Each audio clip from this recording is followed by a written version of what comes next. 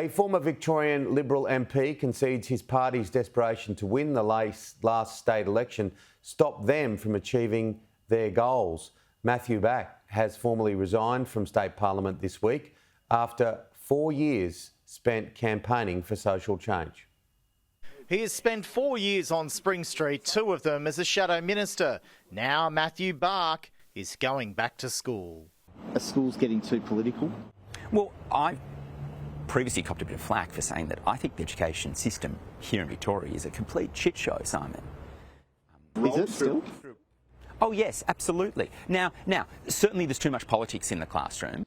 So much so, he's tendered his resignation. Can you make sure that gets to where it needs to go? I'll do that, no problem. All right, that's great. He's leaving Victoria's upper house and relocating to England, where he'll teach at a boarding school in Brighton, southeast of London. But Mr Bach is not ruling out a return to Victorian politics in the future. We've got a 5-year visa initially. Never say never, I suppose I'd say. Mr Bach has served 3 leaders, Michael O'Brien, Matthew Guy and now John Prosciutto. It's been a tumultuous year for the Liberals in Victoria after an election loss and the expulsion of fellow Upper House MP Moira Deeming from the Liberal Party room. Over the period that I've been here, we have chopped and changed. We just haven't achieved the outcomes that we've wanted to achieve.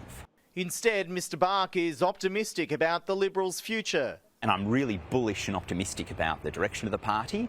But no, of course, I'm not happy with what I've been able to achieve because we were just desperate to win the last election.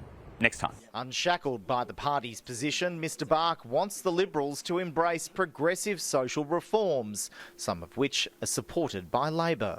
Now, drug law reform is one area. And I think I'd say on that, there are many ways to skin a cat.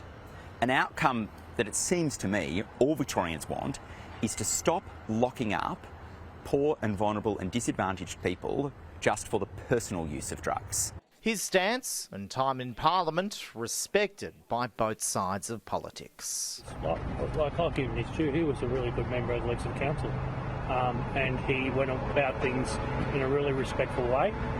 And his last speech was very, very good. Entertaining. Because he actually, from the outset, said he did his research about what a last speech should be in the library, and he said he had to say 2 amusing things, and one of them was that one of the Labor MPs saw him naked.